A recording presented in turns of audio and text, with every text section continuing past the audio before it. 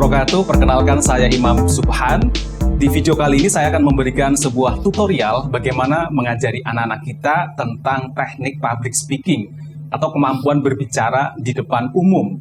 Ini penting sekali, teknik berkomunikasi, karena ini menjadi bekal bagi anak-anak kita kelak ketika menjalani profesi apapun, selalu butuh teknik berkomunikasi dengan orang lain, apalagi berbicara di depan umum, seperti presentasi, menjelaskan sesuatu, dan itu sudah dimulai ketika anak mulai sekolah.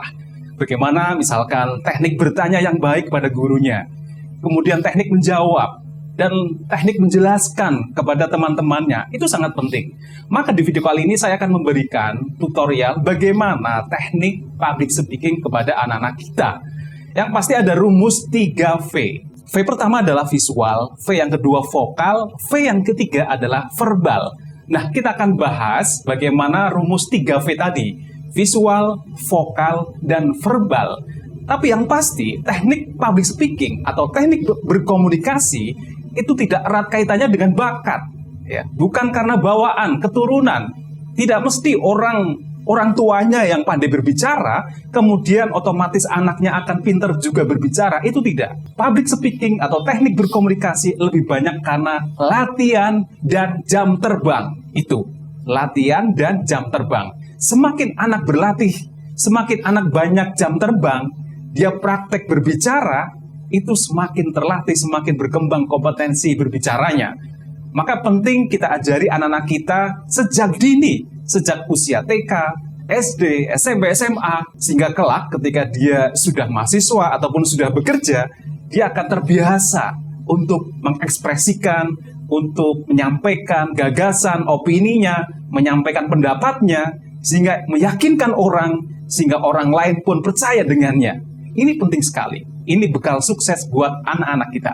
Baik, langsung saja kita ke tutorialnya.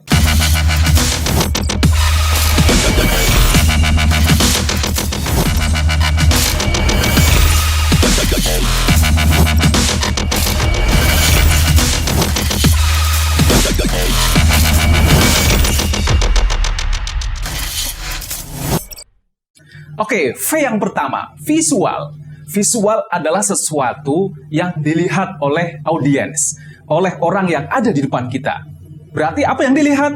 Ya tentu dari ujung rambut sampai ujung kaki. Berarti dari potongan rambut kita, kerapian rambut kita, wajah kita akan dilihat, kemudian sampai dengan sepatu kita, itu akan dilihat. Maka sebelum kita berbicara di depan orang, pastikan penampilan kita yang terbaik. Pakai baju yang pas, pakai kostum, seragam, atau apapun ya, penampilan baju kita, penampilan pakaian kita yang terbaik, yang enak dilihat. Ya, itu penting sekali. Nah, sekarang visual, apa saja di dalam visual? Pertama tadi masalah penampilan, pakaian ya, baju. Terus visual berikutnya yang perlu diperhatikan adalah aspek ekspresi wajah kita. Ya, ekspresi standar adalah tersenyum ya. Meskipun nanti ketika bicara tentang ekspresi, itu tentu akan sesuai dengan tema. Misalkan kita membawakan sebuah tema perjuangan, tema kepahlawanan, atau apapun, berarti kita harus semangat gitu. Nah, ekspresi akan menyesuaikan. Tapi kalau kita membawakan sebuah humor, ya kita sering tertawa, senyum, dan lain-lain. Ya, itu ekspresi wajah. Kemudian yang berikutnya adalah yang dilihat orang lain adalah kontak mata. Ya, usahakan kita selalu menatap audiens. Kalau audiens kita banyak, berarti ya kita menyapu pandangan kita. Tidak satu orang yang kita lihat terus, dan semua merasa dilihat oleh kita. Itu penting, karena itu membangun sebuah interaksi. Itu adalah kontak mata. Berikutnya, tentang visual adalah gerakan tangan. Tangan kita yang baik bagaimana? Tangan kita yang terbaik adalah terbuka di depan begini. Tangan kita tidak kita sembunyikan. Misalkan begini, ini tidak boleh. Atau mungkin di depan tapi kita seperti ini, tangannya kurang percaya diri. Atau bersedekap, ini juga nggak boleh. Intinya tangan kita selalu terbuka. Bagusnya di depan begini. Ya. Kadang presenter juga ada yang seperti ini boleh. Nah, tangan kita itu luas. Nanti bisa bergerak sesuai dengan topik yang kita bawakan. Apa gitu. Boleh begini, boleh begini, boleh begini. Ya, silahkan. Sikap berikutnya adalah tentang posisi berdiri. pastikan berdiri kita memang berdiri yang benar-benar penuh berdiri ya. Tidak boleh kita bersandar di satu kaki, misalkan begini. Ya, bersandar di satu kaki. Dan tidak terlalu rapat, misalkan begini. Tidak juga terlalu begini ya, atau terlalu renggang kaki kita. Pasnya adalah seukuran pundak kita. Nah, segini, nyaman ya. Posisinya betul-betul seperti ini. Kemudian posisi berdiri, gerakan tubuh kita. Misalkan kita berjalan, ya berjalan boleh ke sini ya. Tapi setelah itu kita posisi sigap lagi. Dan ingat, kita tidak boleh membelakangi audiens. Misalkan begini ya. Ya, itu tidak boleh. Kemudian kalau misalkan kita menerangkan sebuah slide, ya slide kita pastikan terlihat dan kita juga tidak membelakangi. Misalkan kita membaca, ya begini ya. Jadi dada, perut kita itu masih berhadapan dengan audiens, bukan begini membaca. Ya. Ingat, itu adalah tentang posisi berdiri. Nah, kemudian tentang visual lagi adalah tentang media pembelajaran kita, media presentasi kita. Bisa berupa tadi slide layar, bisa alat peraga yang lain, bisa yang kita pegang itu merupakan visual, sesuatu yang dilihat oleh orang lain. Nah, ini nanti kita ajarkan kepada anak-anak kita. Ya, bagaimana tadi posisi berdiri, ya, kemudian gerakan tangan kita, kemudian ekspresi wajah kita, kemudian kontak mata kita, kemudian gerakan tubuh kita, jalan kita, dan juga media peraga kita, alat peraga kita yang kita sajikan. Nah, ketika anak-anak atau mungkin di kelas, latihannya bisa sederhana. Misalkan latihan disuruh maju ke depan, ya, disuruh menghapus papan tulis dulu nggak apa-apa ya. Anak mau jalan ke depan di depan kelas itu sudah merupakan bekal dia percaya diri loh ya. Apalagi dia sudah mau menjawab pertanyaan, sudah mau menulis di papan tulis. Itu sudah luar biasa buat anak-anak kita. Latihan berjalan di depan, hanya sekedar berjalan. Ya, berjalan itu penting ya. Kadang kita berjalan saja wagu gitu ya. Kadang ada. Nah, itu penting buat anak-anak kita. Ya, pokoknya apalagi sekarang zaman daring ya. Tentu anak-anak harus kita latih juga di depan kamera. Sebenarnya sama ya. Di depan kamera tidak berhadapan langsung dengan audiens. Pada dasarnya kita sedang menghadapi audiens yang banyak juga di sana. Gitu ya, di balik layar itu banyak audiens yang melihat video kita. Oke, itu adalah visual. V yang kedua adalah vokal. Vokal adalah suara kita. Yang pasti ketika kita berbicara, kita usahakan suara kita terdengar dengan baik oleh audiens kita, oleh pendengar kita. Jangan sampai suara kita terlalu lemah, terlalu kecil, sehingga orang lain tidak bisa mendengar. Yaitu tentang vokal, pertama adalah volume. Volume adalah keras tidaknya suara kita. Ya, suara kita yang penting terdengar oleh audiens, itu penting. Kalau kita pakai mic, ya tentu mic, sound kita juga terdengar dengan baik. Terdengar bukan hanya di depan orang, atau di depan panggung saja, di depan kita persis. Tetapi yang ada di sana juga terdengar, di sana, di pojok, kanan, kiri, di belakang sendiri, juga masih bisa mendengar suara kita. Oke, yang kedua adalah tentang artikulasi. Artikulasi itu adalah kejelasan suara kita. A, I, U, E, O-nya jelas gitu ya.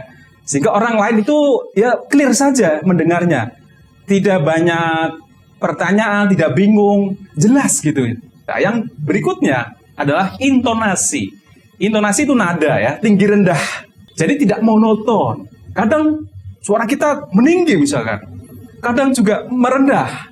Merendah bukan berarti lemah, bukan. Cuma nadanya aja rendah gitu, tapi masih bisa terdengar oleh orang lain. Karena kita ada sesuatu yang mau kita tekankan begitu, kita merendah. Misalkan ini contoh. Kalian tahu tidak? Di sana ada seseorang yang memperhatikan kita. Nah, itu rendah, tapi orang lain masih bisa mendengar.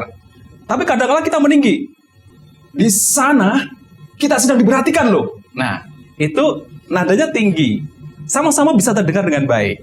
Ya, itu teknik saja, teknik intonasi. Kemudian selain intonasi adalah tentang speed, kecepatan, ya suara vokal kita. Kadang kita berbicara dengan cepat, boleh saja. Tapi kadang kita pelan, ya. Kadang sedang. Itu teknik berbicara. Jangan cepat terus, juga jangan terlalu lambat. Ya, kita atur tempo, speednya. Ya, yang penting tadi orang bisa menangkap dengan jelas maksud makna dari pembicaraan kita, dari apa yang kita sampaikan. Oke, masih terkait tentang vokal, itu adalah pernafasan. Kita atur betul nafas kita ya. Jangan terlalu terengah-engah karena saking semangatnya. Jadi, kita atur betul. Makanya di dalam vokal ini, teknik yang kita gunakan adalah pernafasan perut. Ada sebenarnya senam perut, atau senam pernafasan perut. Kita melatih bahwa yang kita gunakan suara kita adalah suara dari perut, ya. Termasuk menyanyi pun itu dengan nafas perut, bukan nafas dada. Jadi kalau kita misalkan menghirup nafas, kalau nafas dada juga, nah dada kita yang mengembang gitu. Tapi kalau dengan perut kita yang mengembang. Jadi perut kita. Nah, kalau dengan perut suara kita akan lebih bulat gitu ya, lebih enak didengar, tidak sengau ya, dan ya apa ya, lebih jelas saja dengan pernafasan perut. Oke, V yang ketiga adalah verbal.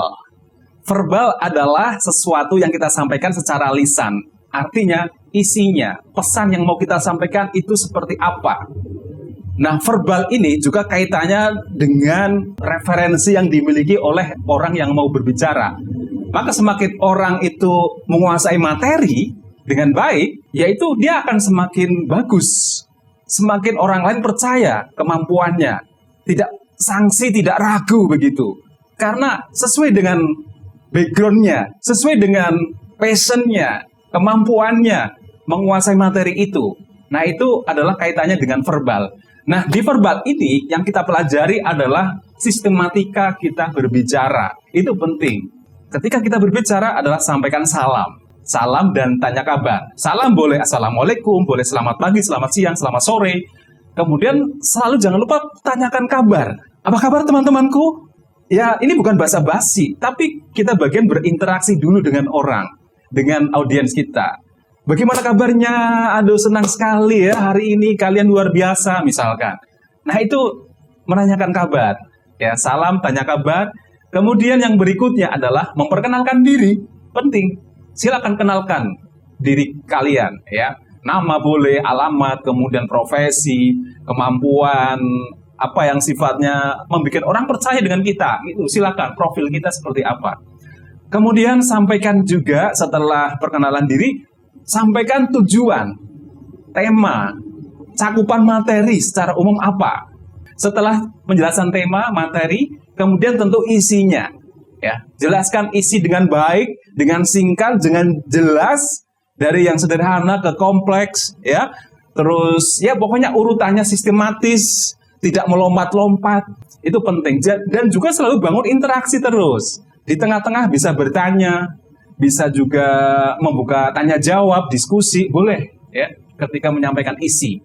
Nah, kemudian setelah isi, itu adalah kita menyampaikan konklusi, kesimpulan. Harus kita simpulkan materi dari A sampai Z gitu ya. Apa saja poin-poinnya supaya ini nyantol gitu ya. Nah, kemudian setelah konklusi tentu adalah closing, kalimat penutup. Ya, misalkan bisa ucapkan terima kasih, bisa kata-kata motivasi gitu. Bisa juga disampaikan untuk pertemuan yang akan datang ya, atau ya lain kali akan disampaikan apa lagi yang tentu akan lebih menarik buat audiens. Baru salam penutup. Nah, kita sudah belajar 3V teknik public speaking. Apa saja tadi? Visual, vokal, dan verbal. Visual adalah sesuatu yang dilihat apapun oleh audiens kita, oleh orang yang ada di depan kita, mulai dari pakaian kita, ekspresi wajah kita, kontak mata kita, ya bahkan gerakan mulut kita, kemudian tangan kita, posisi berdiri, movement gerakan tubuh kita gitu. Kemudian vokal, sesuatu yang didengar oleh orang ya, supaya mereka jelas menerima materi kita. Kemudian tadi yang terakhir adalah verbal. Apa yang kita sampaikan, strukturnya seperti apa, sistematikanya. Oke, di sesi akhir ini saya akan praktek dulu ya ketika ngajari anak-anak kita. Misalkan tadi sudah berlatih berdiri di sini ya. Siapa yang pernah ke gunung? Tahu nggak gunung itu? Tinggi sekali. Nah, ketika ngomong tinggi itu, kita sembari ini ya, berjinjit begini, tangan kita begini. Nah, audien kita langsung otomatis sudah tinggi banget berarti. Nah, itu misalkan. Atau kata-kata jauh. Itu jauh sekali. Nah, ketika ngomong jauh, tanganku begini, seolah memang jauh sekali. Kalau ngomong besar boleh, besar sekali boleh ya. Gajah itu besar sekali, itu bisa. Nah, itu contoh-contoh ketika kita berbicara dengan teknik public speaking. Jadi vokal kita jelas, ya, terdengar dengan baik. Visual tadi dengan gerakan, ya, kalau panjang begini boleh, kalau besar begini, kalau tinggi begini. Nah, itu contoh visual. Nah, itu saja video saya kali ini tentang teknik public speaking mengajari anak-anak kita untuk lebih percaya diri. Ingat rumus 3V. V yang pertama adalah visual, kemudian vokal, dan verbal. Oke, terima kasih. Semoga video ini bermanfaat. Dan kalau bermanfaat, jangan lupa like, share, subscribe, dan tentu bisa juga dipraktekkan ke anak-anak kita ya. Oke, terima kasih. Saya Imam Subhan pamit undur. Sampai jumpa di video-video saya yang lain. Wassalamualaikum warahmatullahi wabarakatuh.